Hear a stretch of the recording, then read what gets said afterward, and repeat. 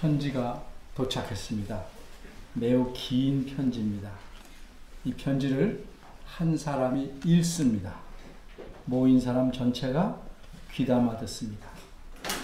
이 편지를 읽는 사람이나 듣는 사람들이나 누구나 이 편지를 보낸 분이 누구인지 잘 압니다. 이 편지를 보낸 분은 자신에 관해 길게 소개하지 않습니다. 그저 간단히 자기 이름만 말합니다. 그만큼 편지를 쓴 분과 받은 분들은 서로를 잘 압니다. 이분은 나이가 매우 많은 노인입니다. 처음에 이 노인은 이렇게 긴 편지를 쓰려는 마음은 없었습니다. 그런데 예기치 못한 손님의 방문을 받고 그분께서 명하신 대로 긴 편지를 쓰게 되었습니다. 그래서 이분은 이 편지를 가리켜 자신이 쓴 편지라 하지 않고 이렇게 편지를 쓰라고 명하신 분의 편지라고 소개합니다. 그런데 이 편지의 내용은 일반적인 편지의 내용과는 다릅니다. 그러기에 그는 이 편지의 첫 부분인 요한계시록 1장 1절에서 예수 그리스도의 계시다 이렇게 소개합니다. 지난번 설교 예수 그리스도의 편지 두 번째에서는 이 편지의 인사말 내용을 조금 살펴보았습니다. 오늘은 나머지 부분을 두 가지로 나눠 살펴보려고 합니다. 첫째는 은혜와 평강의 출처, 둘째는 감사와 찬양의 대상. 그런데 오늘은 첫째만 하겠습니다. 준비하다 보니까 또 무척 길어집니다. 첫째만 하겠습니다. 첫째, 은혜와 평강의 출처. 인사말은 4절부터 시작합니다.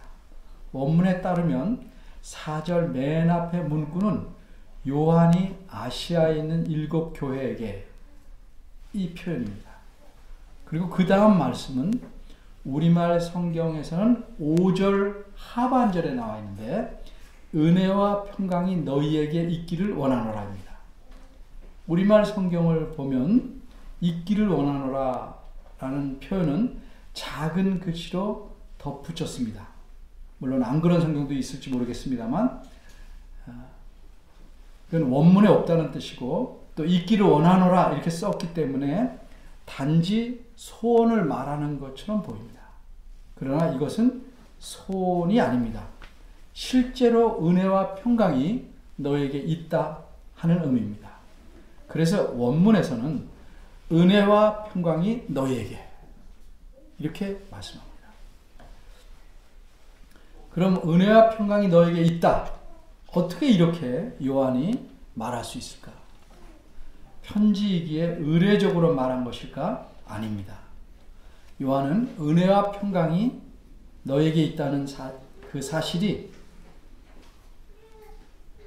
사실이기에 확신에 차서 말한 것입니다. 요한은 이 편지에 기록된 내용, 즉 요한계시록 내용 모두를 눈으로 보고 귀로 듣고 이 편지의 인사말을 쓴 겁니다. 그래서 그 내용을 다 알기에 확신에 가득 차서 그렇게 말할 수 있었습니다. 요한은 이 편지에서 자기가 본 것을 다 증거하였다. 이렇게 1장 2절에 말씀합니다. 그럼 이 편지를 쓴 사도 요한이 본 것은 무엇이고 어떻게 그 모든 것을 볼 수 있었을까? 그는 예수 그리스도의 방문을 받았을 때 어떤 작은 섬에 죄수로 갇혀 있었습니다. 그는 그 섬에서 바깥으로 나올 수가 없었습니다. 그런데 그가 무엇을 어떻게 볼 수 있었을까? 그가 쓴 편지의 내용에서 우리가 알 수 있습니다. 여러분이 잘 아시다시피 사람은 모든 것을 다 볼 수 없습니다. 그런데도 사람은 이상하게 자기가 보지 않은 건 안 믿으려고 합니다. 사람이 모든 것을 다 볼 수 없다는 사실은 예를 들어보면 아주 쉽게 드러납니다.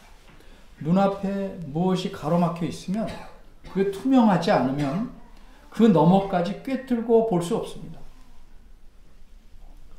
아무것도 맡겨있지 않다 할지라도 한없이 멀리까지 눈이 볼 수는 없습니다. 또 코앞에 있는 것이라 할지라도 너무 작은 것, 미생물 같은 것은 볼 수 없습니다.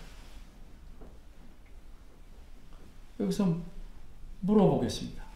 앞에 담이 가로막혀 있어서 그 너머를 내 눈으로 직접 볼 수 없으면 그 담 너머에는 아무것도 없을까요?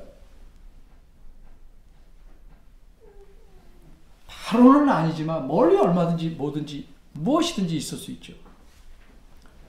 내가 멀리까지 볼 수 없다고 해서 저 멀리에는 아무것도 없을까요? 너무 작아서 내 눈으로 볼 수 없다고 해서 미생물같이 작은 것이 존재하지 않을까요? 만일 자신이 볼 수 없는 것은 존재하지 않는다고 생각한다면 그는 이런 사람 같아요. 술래잡기 놀이할 때 아이들이 어떻게 합니까? 자기 눈을 손바닥으로 가리고 자기가 이렇게 가리면 자기가 남의 눈에 띄지 않는다, 보이지 않을 것이다 생각합니다. 그런 어린아이와 같은 겁니다. 근데 그런 수준의 사람들이 의외로 많습니다. 내가 볼 수 없어도 존재하는 것은 무수히 많습니다. 그런데 망원경이나 현미경 같은 도구를 쓰면 내 눈으로 볼 수 없었던 존재들을 훨씬 더 많이 볼 수 있게 됩니다.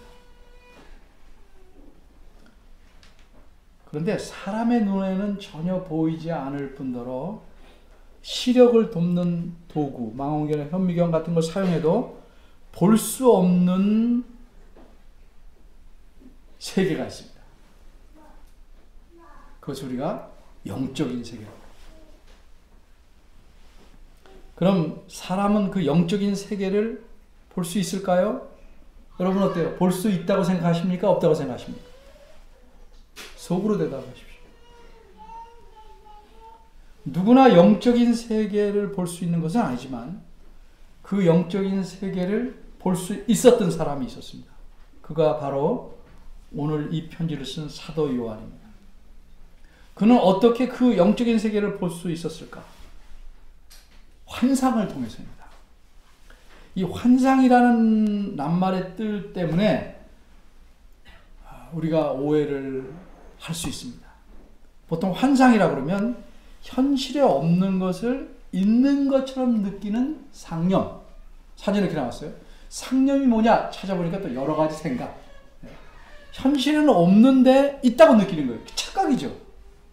그걸 보통 환상이라고 말했었습니다. 그런데 성경에서 말씀하는 하나님께서 보여주는 환상 또는 이상이라고 표현된 것은 없는 것을 있는 것처럼 느끼거나 착각하는 생각이 아닙니다. 그것은 환상은 쉽게 말하면 사람의 능력으로는 결코 볼 수 없는 영적인 것을 보게 도와주는 도구와 같은 겁니다. 비유하자면 환상을 본다는 것은 휴대폰에서 화상 통화하는 것과 같습니다. 영상 통화. 멀리 떨어져 있어서 만나지 못하는 사람들이 화상 통화를 통해서 서로 얼굴을 마주보고 말을 주고받습니다. 그때 이 휴대폰에 비친 상대방의 영상은 만져볼 수 있는 진짜 사람은 아닙니다. 그러나 그것은 진짜 사람을 보여주는 영상입니다. 이해되시죠? 네. 그리고 이 영상은 진짜 사람의 모습과 표정과 말의 내용을 사실 그대로 고스란히 전달해 줍니다. 하나님께서 보여주는 환상이라는 것은 휴대폰의 영상과 같은 겁니다. 환상 이해되셨습니까? 네. 헛것이 아닙니다. 사실을 전달해 주는 도구입니다. 그럼 이런 환상을 사람이 자기가 원하는 때 마음대로 볼 수 있을까요? 아닙니다. 그럼 어떻게 볼 수 있나요? 하나님께서 보여주셔야 볼 수 있는 겁니다. 내가 보는 환상은 착각입니다. 하나님께서 보여주시는 건 진짜입니다. 요한은 성령 하나님께서 보여주는 환상을 크게 4장면을 보게 됩니다. 이게 요한계시록의 내용입니다. 크게 4장면. 첫 번째 환상은 그가 끌려가서 머무르고 있던 반모 섬에서 예수 그리스도를 만나는 장면입니다. 1장 10절에 보시면 성령에 감동하여 라고 표현했습니다. 그럼 이 장면은 어디까지 가냐? 3장 끝까지 계속됩니다. 이게 첫째 장면입니다. 첫째 환상입니다. 두 번째 환상은 하늘의 세계를 본 장면입니다. 4장 2절에 보면 성령에 감동하였더니 라고 표현했는데 이 장면은 가장 깁니다. 16장 끝까지 됩니다. 이게 두 번째 환상입니다. 세 번째 환상은 광야에서 일어난 장면입니다. 17장 3절을 보면 성령으로라고 표현했는데 이 장면은 21장 8절까지 계속됩니다.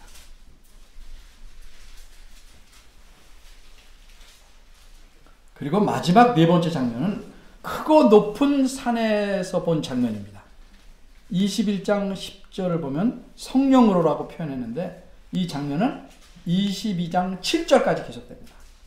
그리고 8절부터 끝까지는 편지의 마지막 인사말을 쓰고 있습니다.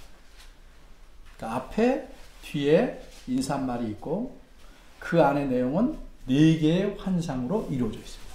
이게 요한계시록의 구조입니다. 이렇게 환상을 볼 때마다 성령 하나님에 의해서 봤다고 표현이 나옵니다. 근데 우리말 성경에서는 조금씩 다르게 표현을 했습니다. 성령에 감동하였더니 또 성령으로, 성령으로. 근데 원어를 보면 모두 다 성령 안에서입니다. 조금 바꿔 말하면 성령에 의해서 이렇게 되겠죠. 그러니까 하나님이 보여주심으로써 4가지 환상을 섬에서 또 어디로 갔어요? 하늘로, 또 어디로? 광야로, 크고 높은 산으로. 4장면을 보입니다.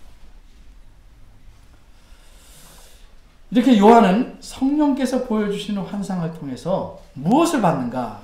이제 어떻게 보았는지는 알았습니다. 요한 당시의 세상은 눈에 보이는 것과 달리 그 참모습, 안 보이는 세계까지 함께 보는 그 참모습과 흘러가는 역사의 과정과 종말을 본 겁니다. 그 결과 요한이 알게 된 것은 무엇인가?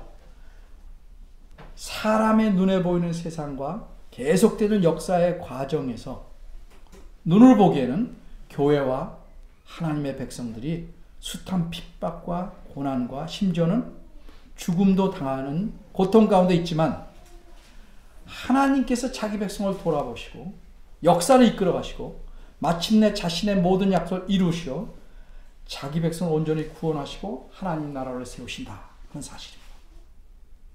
이걸 통째로 본 겁니다.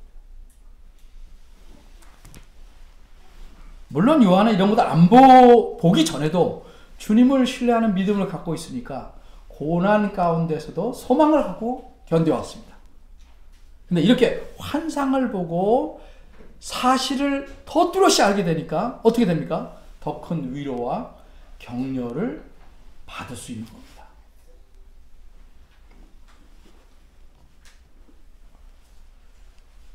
그러기에 확신에 가득 차서 이 편지를 쓰게 된 겁니다.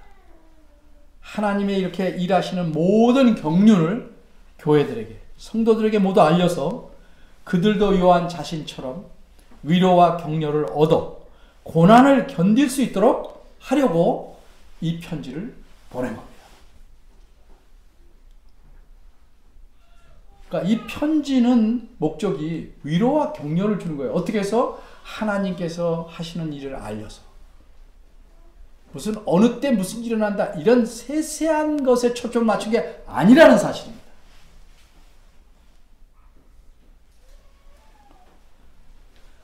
요한이 이 세상을 이 세상에 국한된 시각이 아니라 하나님의 시각에서 바라보니까 하나님은 안 나타나는 것 같이 보이는 이 현재뿐만 아니라 역사 전체를 다스리고 계시며 이 땅에 사는 하나님의 백성들에게 핍박과 고난을 견디고 살아갈 수 있도록 은혜와 평강을 주시고 계신다. 주실 것이다가 아니고 주시고 계신다는 사실을 알게 됩니다. 그래서 요한은 4절부터 시작되는 인사말에서 은혜와 평강이 너에게 있다. 이렇게 확신 있게 말하게 된 것입니다.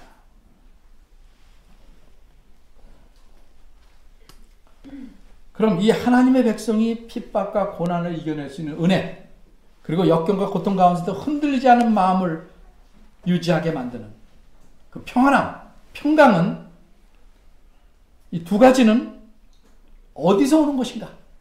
출처가 어딘가?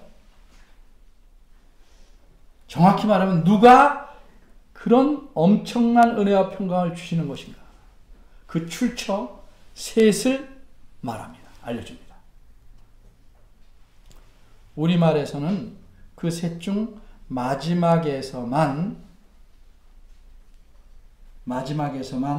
뭐라고 말하냐면 예수 그리스도로 말미암아 5절 중간입니다. 이렇게 표현했기 때문에 출처 셋을 똑같이 강조하고 있다 하는 사실이 덜 드러납니다. 그러니까 원문에 따르면 의도적으로 출처 셋에 똑같이 뭐뭐로부터 라는 낱말이 붙어 있습니다. 따라서 원문을 직역하면 이렇습니다.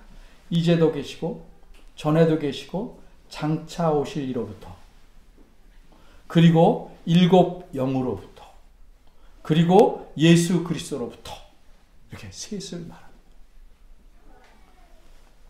이처럼 은혜와 평강의 출처는 하나님이십니다. 요한은 하나님이 삼위일체 하나님이신 줄 잘 압니다. 그런데 삼위일체라는 말을 요한은 사용하지 않습니다. 사실 이 낱말은 성경에서는 전혀 사용되지 않은 표현입니다. 후에 성경학자들이 성부 하나님, 성자 하나님, 성령 하나님을 나타내기 위해서 어떻게 표현하면 좋을까? 가장 알맞은 표현이 뭘까? 찾아낸 것이 삼위일체입니다. 그럼 여기서 성경에서 사용하지 않은 낱말이나 표현을 사용한 것이 과연 성경적일까? 사람들은 흔히 이렇게 말합니다. 왜? 성경을 깊이 모르니까. 그 말이 성경이 어딨냐?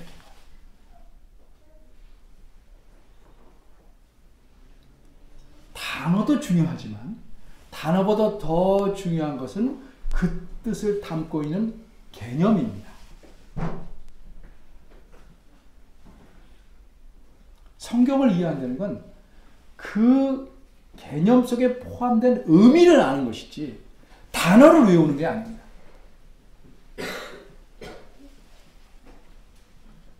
아주 쉬운 예로 나는 너를 좋아한다. 자꾸 말합니다. 듣는 사람은 화가 납니다. 한 번도 사랑한다고 안 했다. 근데 말한 사람은 좋아한다는 말을, 사랑한다는 말을 너무 흔해서 좋아한다는 말이 더 의미가 있다고 생각할 수 있다 이 말이죠. 내가 원하는 단어가 문제가 아니고 어떤 개념을 담고 있느냐, 그렇게 이해하는 것이 진정으로 의미를 아는 겁니다. 모든 글이나 말은 그런 겁니다. 조금 아까 말한 대로 성경에서 사용하지 않은 낱말이란 표현을 우리가 사용하는 것이 성경적일까? 답을 얻기 위해서 예를 들어볼게요. 어떤 사람이 참으로 신실하고 겸손합니다. 그래서 그를 아는 사람들은 그를 뭐라고 평하냐면 겸손하다 이렇게 말합니다. 근데 정작 그 사람은 자신이 저는 겸손합니다 이렇게 한 번도 말한 적이 없어요. 그렇게 말하면 사실 겸손하지 않은 거죠. 그렇죠? 한 번도 자기는 겸손하다 말한 적도 없고 자기 머릿속에 자기를 아니까 난 겸손한 사람이야 이렇게 생각해 본 적도 없어요.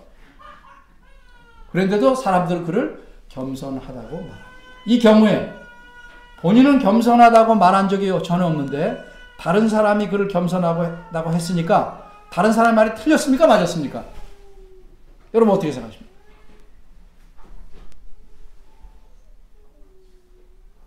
어렵게 생각하세요? 맞는 겁니다. 왜? 그가 그 말을 썼든 안 썼든 간에 그가 그런 사람이라고 평가한 것이니까 맞는 겁니다. 그 사람에 대해 정확하게 맞는 겁니다. 마찬가지로 하나님 자신이나 성경에서는 하나님에 대해서 삼위일체라는 표현을 사용하지 않았지만 성경에서 말씀하는 하나님, 내가 꾸며낸 하나님이 아니라 그 하나님을 바르게 알고 보니까 삼위일체 하나님이라고 표현한 것이 바른 이해다 해서 표현한 겁니다. 그러니까 이 표현은 성경의 가르침에 맞게 한 표현입니다. 그래서 이 표현은 성경에는 없지만 성경적 표현이라고 말하는 것이 옳습니다. 이해를 하시겠죠? 네. 이처럼 은혜와 평강이 삼위일체 하나님에게서 왔다는 사실을 요한은 말씀하고 있어요. 근데 출처가 되시는 분 중에 처음 분에 대해서 요한이 표현하시기를 이렇게 표현합니다. 이제도 계시고 전에도 계시고 장차 오실 이. 길게 표현합니다. 이분이 누굴까? 우리 느낌으로는 성부 하나님이에요. 물론 맞아요. 근데 과연 그런지 좀 생각할 것 같아요. 왜 요한은 하나님이라고 꼭 집어서 말하지 않고 이렇게 길게 말했을까? 그 근거는 무엇일까?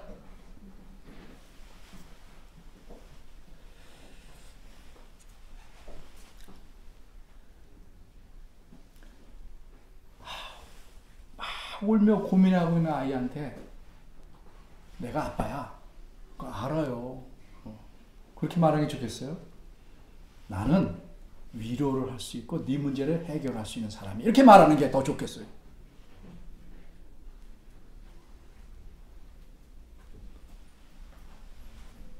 고난을 겪는 성도들에게 성부 하나님이다 하고 말하는 것보다는 하나님이 어떤 분이시를 강조해서 알려주고 싶은 겁니다. 요한은. 그래서 단순히 하나님이라고 표현하기보다는 그분에 대해서 길게 표현했습니다. 이제도 계시고 전에도 계시고 장차 오실 이. 근데 이 표현이 만들어낸 것이 아니고 어디서 따온 것이고 어떤 의미를 가질까? 알아야 돼요. 대부분 어디서 따왔겠습니까? 구약에서. 하나님 자신이 그렇게 말씀했으니까. 이사야 41장 4절에 보면 하나님께서 자신을 가리켜서 나는 여호와라 태초에도 나요 나중 있을 자에게도 내가 곧 그니라 이렇게 말씀했는데 이사야 44장 6절에서는 이스라엘 왕인 여호와 이스라엘의 구속자인 만군의 여호와가 말하는 나는 처음이요 나는 마지막이라 나 외에 다른 신이 없느니라 이렇게 또 말씀하셨어요. 그래서 이런 개념을 잘 이해해서 유대인들은 자신들의 책에서 하나님을 가리켜서 뭐라고 표현하기 시작했냐면 오늘 본문 4절과 같이 이 말씀을 잘 이해하니까 이제도 계시고 전에도 계시고 장차 오시리라고 표현해왔습니다. 그래서 유대인들은 이 말을 들으면 그것이 아버지 하나님을 가리키는 표현이다. 그리고 그 의미는 영원하신 분이라는 뜻으로 알아듣는다 이 말이죠. 그 표현을 쓴 겁니다. 그런데 그저 영원하신 분이라는 말이 영원히 존재하고만 있는 분이다. 나이를 무지무지 많이 드셨다. 나이가. 이런 의미로 말한 게 아니고 모든 만물과 역사를 다스린다. 영원히 존재하는 하나도 그분의 손아귀에서 빠져나갈 수 있는 게 없어요. 또 말씀한 것을 모두 이루시면 그 생애가 짧으시면 말한 걸 그 뒤에 이루시겠어요? 모든 것을 말씀한 건 다 이루시고 능히 역경에 처하여 핍박받는 자기 백성을 구원해내실 수 있는 분이다 하는 뜻으로 이렇게 얘기한 거라. 그러니까 이제도 계시고 전에도 계셨고 장차 오시란 말은 굉장히 특별히 유대인들에게는 위로가 되는 말씀입니다. 그래서 8절 끝에 보면 하나님께서 자신을 가리켜 뭐라고 말하냐면 한마디로 묶어버려요. 8절 끝입니다. 전능한 자다 이렇게 말씀합니다. 영원히 계셔서 모든 걸 다스리시는 전능하신 분, 그게 이제도 계시고 전에도 계셨고 장차 오십니다 말에 포함됩니다. 그런 하나님이니까 위로와 핍박 모든 것을 겪는 성도들에게 하나님의 어떤 분지를 확연하게 드러내주는 말이죠.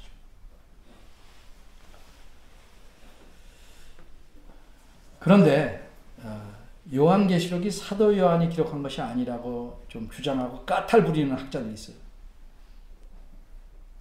이제도 계시고 전에도 계시고 장차 오시리라 이 표현에 뭐뭐로부터를 붙인 거는 우리말은 괜찮은데 이로부터 원문인 헬라의 문법에는 맞지 않는다. 문법에는 안 맞아요. 어색해요. 왜 그 헬라어에서는 그 쓰이는 격이 있어요. 안 맞아요. 사도 요한이 썼다면 그렇게 문법에 틀리게 쓸 리가 없다는 겁니다. 어떤 분이 글을 잘 쓰는 걸로 아는데 문법에 안 맞게 썼어. 실수로 그럴 수도 있지만 그 사람이 안 쓰는 거에서 이렇게 주장하는 거와 똑같아요. 근데 그걸 의도적으로 썼다면 또 얘기는 달라지죠. 그래서 그렇게 까탈 부리는 주장이 맞을까? 그래서 어린이들을 위해서 이게 더 어려울지 모르겠지만 예를 들어보겠습니다. 마침 살펴보니까 올해가 30주년이라고 이 영화를 재개봉했어요. 지금으로부터 30년 전인 1991년에 우리나라에서 개봉한 미국 영화가 있었어요. 그 영화 제목은 늑대와 추물입니다. 대부분 모르시겠죠. 30 이하인 분은 모르시겠죠. 미안합니다. 네. 늑대와 추물. 그럼 늑대와 추물을 딱 들을 때 30 이하인 분들 어떤 느낌이 듭니까? 저도 그런 느낌이 들었어요. 처음에 이 영화를 광고하는 포스터에서 제목을 보고 늑대와 춤을 추고 싶다는 거야. 췄다는 거야. 앞으로 출 거라는 거야. 뭐야 저게? 라는 생각이 들었어요. 근데 후에 늑대와 추물이라는 이것이 사람의 이름이다를 알았어요. 주인공이 얻게 된 인디안 부족, 수족에 들어가서 사는데 거기서 얻은 이름이에요. 그 부족은 그런 식으로 사람을 이름을 지었어요. 기억하기 좋게. 그래서 이 주인공과 이렇게 교감을 나누는 어떤 여주인공이죠. 한 인디안의 이름은 주먹 쥐고 일어섭니다.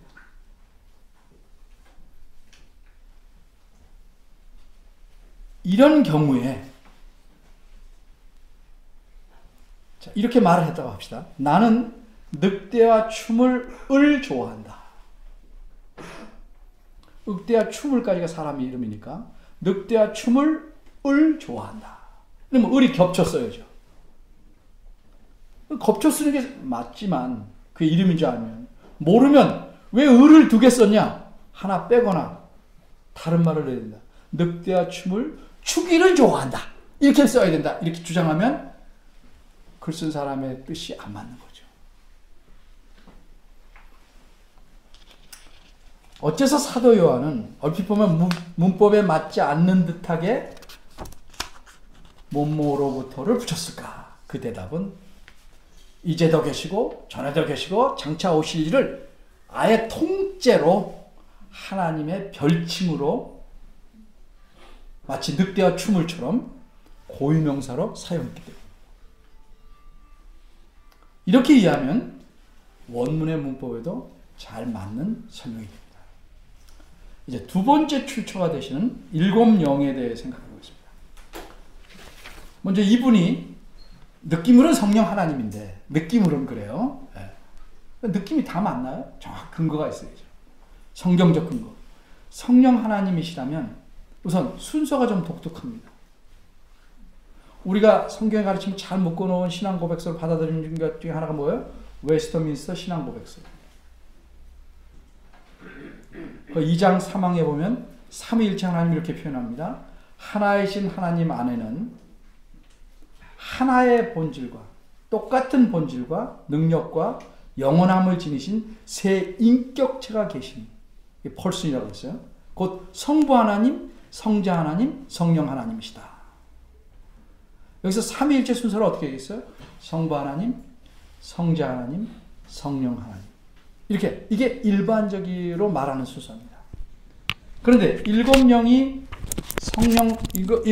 성령 하나님으로 본다면 여기 본문에서는 성자 하나님보다 앞에 나온 겁니다. 이렇게 순서가 바뀐 이유는 무엇일까? 그 대답은 어렵지 않습니다. 한마디로 성자 하나님에 대해서 표현할 내용이 훨씬 많기 때문입니다. 예를 들어 보겠습니다. 여러분 작가예요. 글을 씁니다. 근데 자기 집 얘기를 하면서 자기가 삼형제 중에 둘째인데 얘기를 해야 돼요. 안 쓸 수가 없어요. 이럴 때 삼형제에 대해서 간단히 언급을 해야 하는데 누굴 먼저 쓰고 누구를 제일 끝에 써야 됩니다. 보통 말하면 첫째, 둘째, 셋째로 말해야 되는데 자기가 지금 둘째인 자기가 써야 되니까 자기 얘기를 다 쓰고 맨 끝에 가서 막내 얘기 쓰면 글이 안 맞죠. 그러면 순서를 바꿔야죠. 자기 얘기를 쓰니까 다른 두 형제에 대해 먼저 쓰고 두 형제는 형부터 쓰고 막내 쓰고 이게 자연스럽죠. 나중에 자기 얘를 써야 이야기를 계속해 갈 수 있는 겁니다. 그런데 어떤 사람이 글을 써도 마찬가지. 이에 마찬가지로 이 편지는 누구의 계시예요? 예수 그리스도의 계시입니다. 성자 하나님이신 예수 그리스도의 초점을 맞춰서 내용이 전개될 것입니다. 따라서 예수 그리스도가 제일 마지막에 나오는 것이 어때요? 자연스러운 겁니다. 그럼 이제 본격적으로 일곱 영에 대해 생각해 보겠습니다. 느낌으로 자꾸 해석하지 말고 근거를 알 수 있는 걸 자꾸 찾아가셔야 됩니다. 바로 알아야 확신이 서는 것이고 그 말씀에 따라 또 행동할 수 있는 겁니다. 일곱 영이 과연 성령 하나님이신가에 대해 생각해 보겠습니다. 성령 하나님입니다. 세 가지 이유로 일곱 영은 성령 하나님을 가리키는 표현이라고 저는 확신합니다. 첫째 이유, 본문에서 일곱 영이 놓인 위치가 어디입니까? 성부 하나님과 성자 하나님이신 예수 그리스도 사이에 놓였습니다. 그죠? 그런데 이 세 분이 모두 은혜와 평강의 출처로 말씀하고 있습니다. 그럼 똑같이 출처가 되는 세 분이 격이 같으셔야 돼요. 성부와 성자와 격이 같으신 분이 안에 있으려면 피조물이 있어야 됩니까? 동등한 하나님이셔야 됩니까? 그렇죠. 그러니까 일곱 영은 성령 하나님 외에는 없다 이 말이죠. 이게 첫 번째 이유입니다. 둘째 이유는 일곱 영을 꾸며주는 표현이 그 보좌 앞에라는 표현입니다. 보면 그 보좌는 그의 보좌를 가리켜요. 그의 보좌. 누구의 보좌요? 요한계시록에서는 성부 하나님의 보좌. 성부 하나님의 보좌 앞에 계시다는 표현입니다. 성부 하나님의 앞에 계시다. 보좌에 앉으신 이와 구별되는데 성부 하나님 앞에 계시다. 이분 누굴까? 이제 좀 더 설명하겠지만 그래서 이분은 성령 하나님이다 라고 봐야 한다는 거죠. 셋째는 일곱 영이 누구신지 무엇인지 이제 말씀드릴 요한계시록의 두 구절과 구약 성경을 연관해서 보면 성령 하나님이라는 사실이 잘 드러나기 때문입니다. 이제 설명하는 데서 두 번째와 세 번째에 대한 설명이 이유에 대한 설명이 드러날 겁니다. 먼저 구약 성경 스가랴 4장 1315쪽을 보겠습니다. 구약 성경 1315쪽.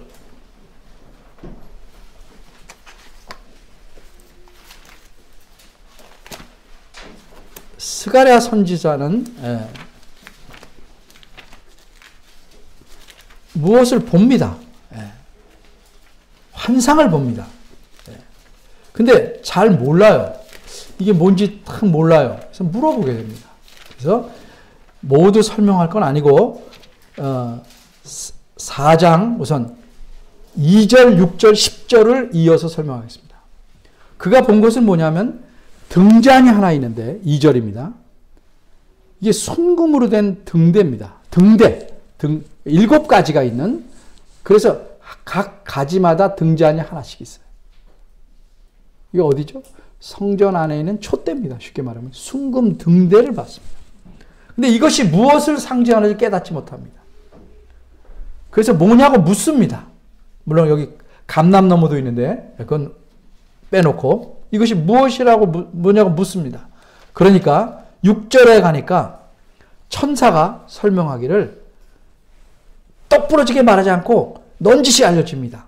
그 순금 등대는 나의 신, 즉 여호와의 신이다 하는 걸 넌지시 알려줍니다.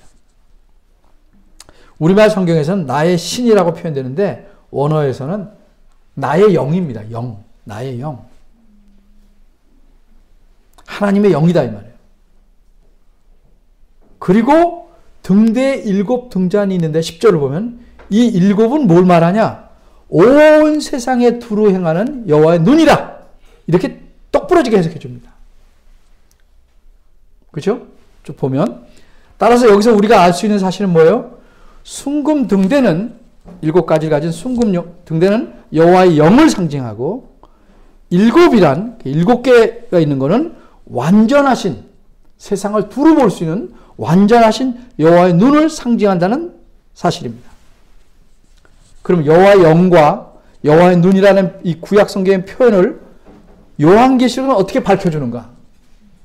우리가 살펴보면 이해가 잘 될 겁니다. 자, 이 구절과 연관해서 7영이 누군지를 알려주는 두 구절을 요한계시록에 와서 보겠습니다. 먼저는 7영에 대해서 요한계시록 4장 5절은 이렇게 표현합니다.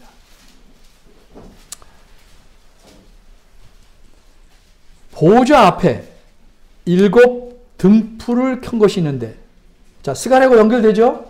7 등불을 켠 것이 있는데 이 등불이 뭐라고 했어요? 여호와의 눈이라고 그랬죠? 그것을 뭐라고 그랬어요? 이는 하나님의 뭐예요? 7영이라. 7 등불을 7이란 말을 붙이고 영이라. 7눈을 가진 하나님의 영이다. 이렇게 말한 거예요. 쉽게 말하면. 여기서 우리가 눈여겨볼 거는 성부 하나님 앞에, 보좌 앞에 7영이 계시다는 거죠. 그리고 7 등불을 켠 등대로 표현되고 있다는 점입니다. 그 다음 구절은 요한계시록 4장 5절을 뒤집어서 5장 4절입니다.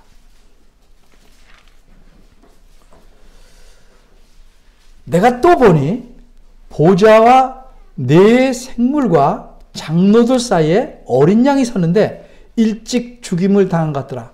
이분 누굽니까? 우리가 배워서 알죠? 예수 그리스도시죠.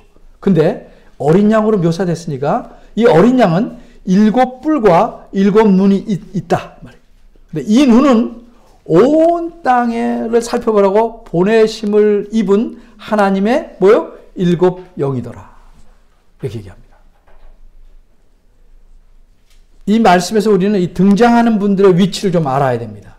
중앙에, 지금 4장에서 본 장면이에요. 중앙에 보좌가 있어요. 보좌. 근데 이 보좌에는 5장 1절에서 말한 대로 보좌에 앉으신 이가 계십니다. 비누자가 아니에요. 보좌에 앉으신, 왕으로 앉아 계신 분. 그분이 누구예요? 성부 하나님입니다. 그리고 이 성부 하나님 주변에 네 생물이 호위하고 있습니다. 계시록 4장 6절. 천사들입니다. 네 생물이라 해서 뭐 개구리나 이런 생물 말하는 게 아니고 살아있는 존재라는 뜻이에요. 살아있는 존재가 거기 있습니다. 그리고 그러니까 왕이 있으면 옆에 호위병들이 있는 것 같아요. 사방으로. 그리고 거기서 좀 떨어져서 삥 크게 원을 그려서 24장로들이 있습니다. 계시록 4장 4절. 자, 보좌가 있고 네 생물이 호위하고 그 다음에 뭐요? 24장로들이 역시 보좌에 앉아 있습니다. 그런데 이 네 생물과 24장로 위치 사이에 누가 서 계세요?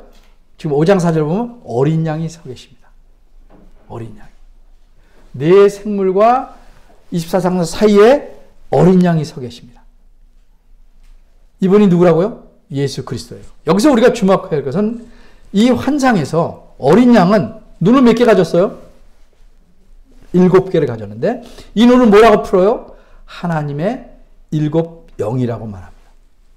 따라서 7영은 어린 양의 신체의 한 부분인 7눈으로 표현됐어요.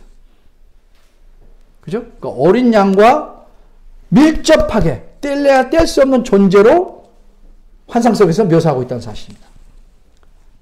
따라서 7영이란 온 세상을 두루 살피시는 성령 하나님을 나타내기 위한 별명으로, 별칭으로 표현하고 있는 것입니다. 아까도 말씀드렸지만 이 세상에서 고난받고 있는 사람들에게 어떤 위로가 되겠습니까? 하나님은 멀리 계셔서 나를 보지도 못하고 가끔 보신다. 시편에 뭐라고 그래요? 나의 일어남과 앉음을 다 보고 계시고 하나님은 멀리 계셔서 내 모든 것을 통촉하신다. 얘기하죠. 온 세상을 두루 달리는 완전수를 말하는 7 눈을 가진 7영. 그래서 이 세상에 벌어지는 모든 일, 악한 자의 압제와 핍박은 물론이고 성도들의 고통과 고난과 슬픔과 고민, 아픔을 하나도 빠지지 않고 다 보고 계시는 성령 하나님. 그분의 사역을 알려주기 위해서 7영이다 라고 표현합니다. 모든 걸 다스리시고 모든 걸 다 하시는 하나님.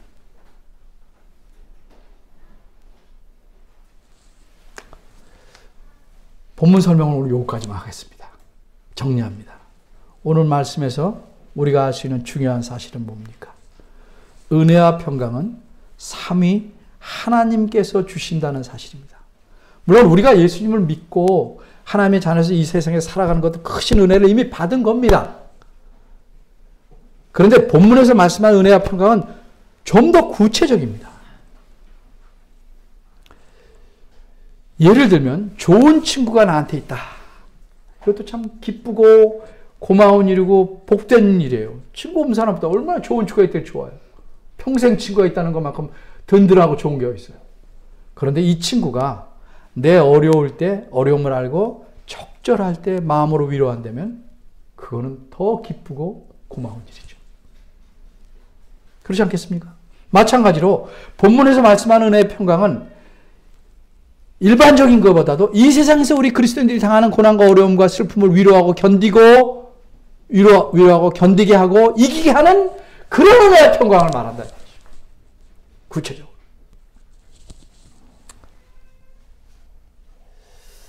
하나님께서는 우리를 이 세상의 고난과 어려움 속에서 내가 이 다음에 잘해줄게. 잘해줄게 견뎌. 지금은 내가 좀 바빠. 이렇게 안 하신다. 이 다음에 잘해주시지만 지금도 이길 수 있게 주시는 게 뭐예요? 은혜와 평강이라 말이죠. 사람들 이 땅에서는 고생만 쭉 하고 이 다음에 가면 좋은 걸 누린다. 아니에요. 예수 믿는 건. 이 땅에서부터 하나님의 은혜와 평강을 누리는 겁니다. 근데 이게 누구한테 필요해요? 하나님 말씀을 따르라고 고난받고 어려움에 있는 사람들에게 필요한 거예요.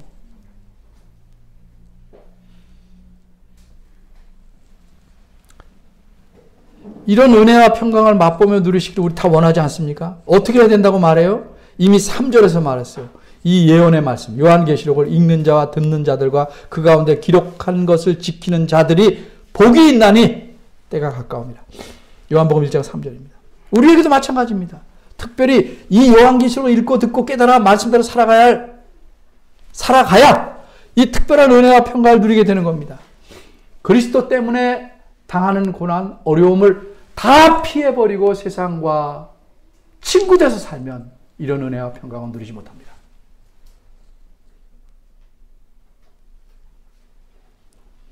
근데 하나님께서 주시는 은혜는요, 감질나게 조금씩 주고, 어때? 맛봐? 괜찮지? 다음에 또 줄게. 이런 거 아닙니다. 모든 고난과 슬픔을 능히 견디고 이길 만큼 넘치는 겁니다. 그럼 이런 은혜를 받으면, 누리면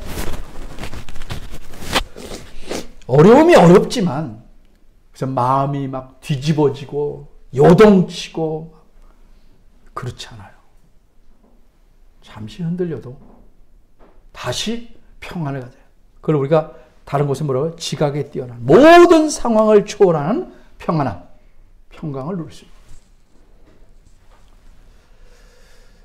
제가 바라기는 그리스도를 의지하고 신뢰하면, 그래서 그의 말씀대로 살아가면 힘들고 어려움을 겪습니다. 그런 가운데서 하나님의 은혜와 평강이 정말 가득하기를 간절히 바랍니다. 기도하겠습니다.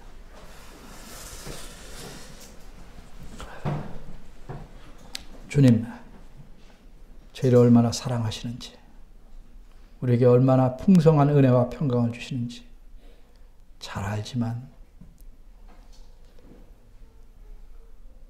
참 저희들은 주의 말씀에 순종하기에 게으르고 주님을 알아 깨닫기에도 부지런하지 못합니다.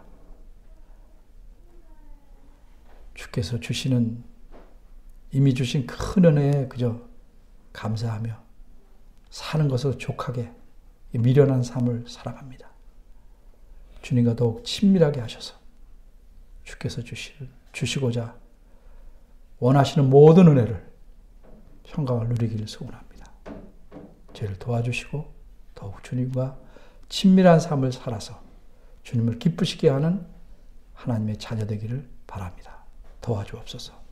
예수님의 이름으로 기도합니다.